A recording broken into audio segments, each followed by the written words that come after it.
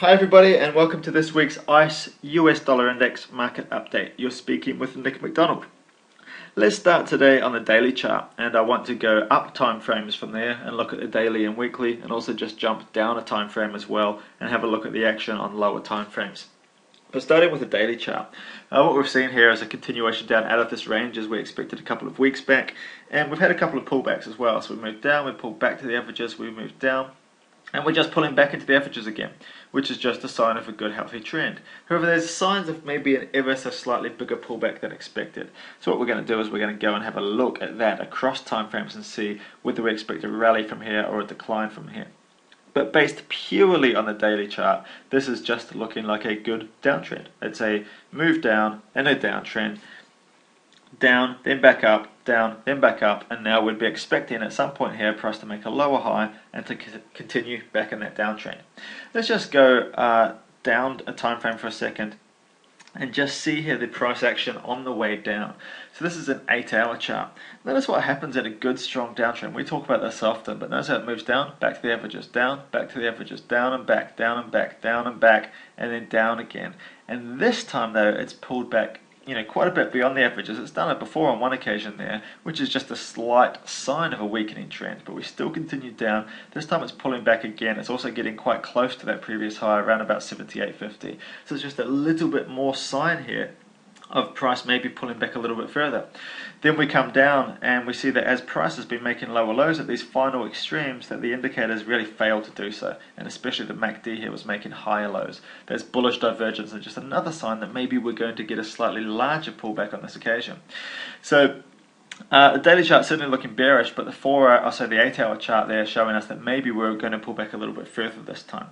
Now what does that mean? If we just come up to a weekly chart, every time frame at some point has to pull back to its own averages, and when we come here to the weekly, what you'll see is that this has come quite some way from its averages and is now just due that pullback.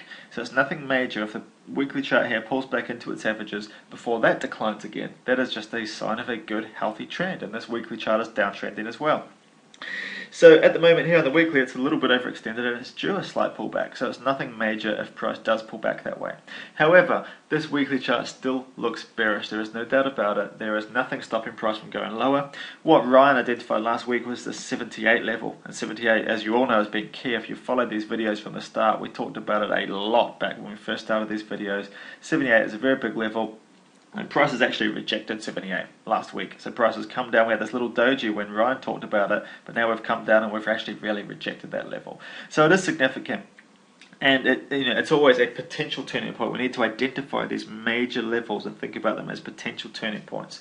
But really, when we take the bigger picture into account, even with that resistance there, or with that support, stopping price going lower, the momentum of that weekly downtrend, this resistance we've got above it to stop it from going higher, and then taking into account with this monthly chart, and zooming right out and just remembering this monthly range, we're going to be drawn down towards the bottom of this range, and I'm really strongly expecting a test down around those 75 to 7600 levels, which is still another good couple of hundred points decline there on the dollar index.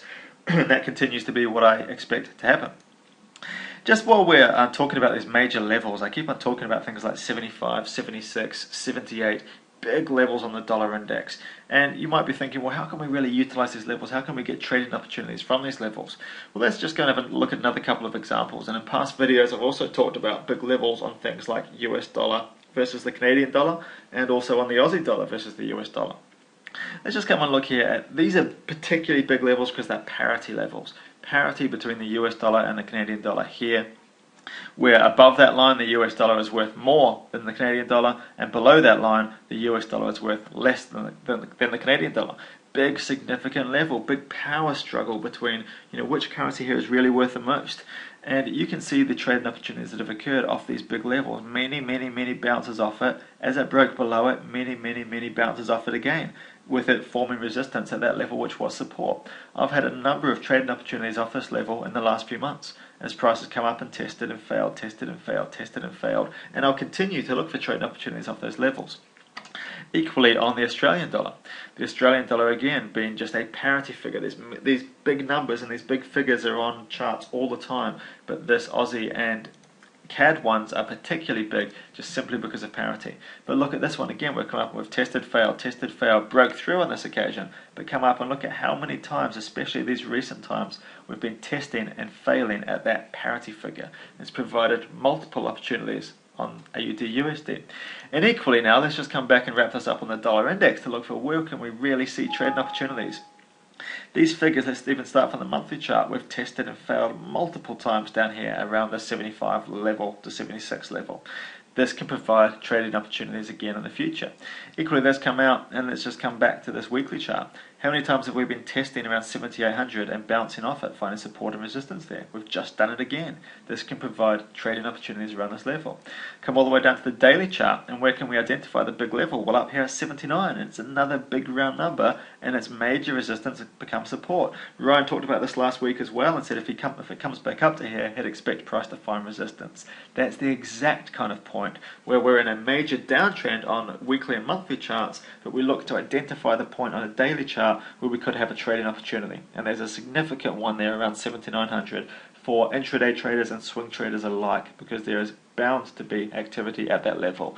Equally on the downside, as we get down towards 76, we have got, based on monthly charts, major support down here, and in that zone of 75 to 76 we're likely to have some really good trading opportunities. In the middle, what do we expect? I'm expecting, based on trend, a good strong continuation of this trend down. Good moves down to the downside. There we go, everybody. I hope that helps, and really looking for this dollar index decline to continue, but also being prepared for any move to the upside and understanding as well that this level is so strong at 79, price should fail there. What if it doesn't? If it holds up, if it breaks up through there, that's a very quick indication of a change. It's a quick indication, quite suddenly, if price can break up through there and hold, that actually the dollar is not as weak as it looked, and actually we may be about to go higher. Then what would we do? We'd identify now prices above 79 is likely to act as support, whereas resistance up here around about this 81 to 82 zone. That's how I use these levels to trade off. That's how I identify major moves on higher time frames. It's also how I come down and find my intraday trading opportunities by looking for price action around about major support and resistance levels, and then identifying trends and pullbacks to moving averages, looking for price to continue within those trends until we hit the next levels. Happy trading all. I hope that helps. Have a wonderful week, and I'll look forward to speaking again next week.